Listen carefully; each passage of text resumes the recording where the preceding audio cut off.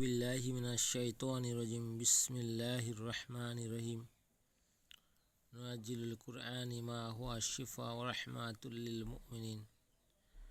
সকল প্রশংসা সে রব্বুল আলামিনের, যে রব্বুল আলামিন আমাকে এবং সকল মাখলুকাতকে সৃষ্টি করেছে। সে রব্বুল আলামিনের প্রতি শুকর আদায় করি, সকলে বলে আলহামদুলিল্লাহ। প্রিয় দর্শক ভাই ও বোনেরা, আজকে আমি আবারও আপনাদের মাঝে সেই বাণবিদ্যা নিয়ে হাজির হয়েছি। ইতিপূর্বে আমার চ্যানেলে এরকম কোনো বাণবিদ্যা দেওয়া হয় নাই। আমি চাই না যে আমার দ্বারা মানুষের কোনো ক্ষতি হোক, সেই জন্য এই বিদ্যাগুলা দিই না।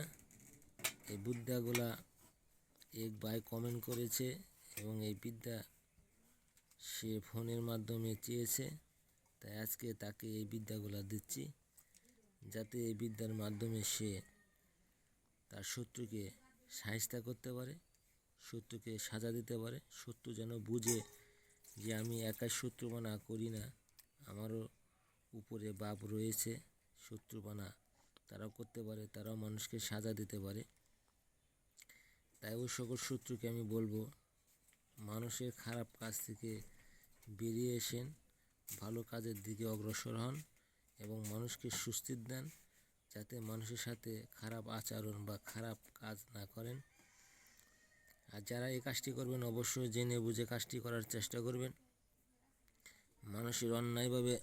মানুষের অন্যায়ভাবে কোনো ক্ষতি করবেন না, যাতে মানুষ আপনার দ্বারা কোনো কষ্ট না পায়।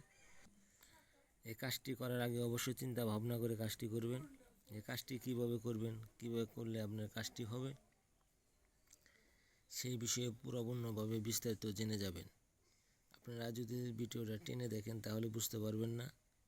আর এইখানে উপরে যে নকশাটি দেখতেছেন আরবি লেখা, এটা আপনাকে লিখতে হবে।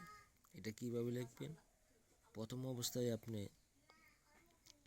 শত্রুর কাপড় সংগ্রহ করবেন। সংগ্রহ করে আপনি নিজে রক্ত দিয়ে 7 মসজিদের পানি দ্বারা অঙ্কন করিতে হবে।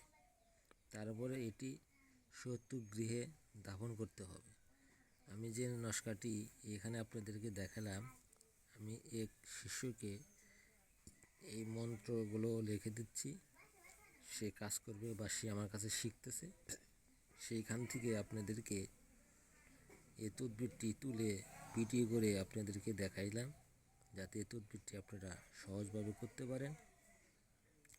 আর এই তদবির দ্বারা মানুষকে খারাপ কোনো কাজ করবে না। শত্রুর শরীরে জ্বালাপোড়া শুরু হবে, শত্রুর শরীর জ্বলবে, সে অস্থির হয়ে যাবে, সে জ্বলা যন্ত্রণার কারণে টিকতে পারবে না, থাকতে পারবে না, সে ছটফট করবে।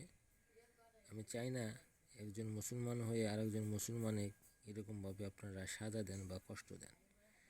যারা মুসলমান হয়েও মানুষের ক্ষতি করে বেড়ায়, মানুষের ভালো চায় না, তাদের শায়েস্তা করার জন্য এই তদবির কিন্তু হয়তো কোনো খারাপ কাজে ব্যবহার করা যাবে না।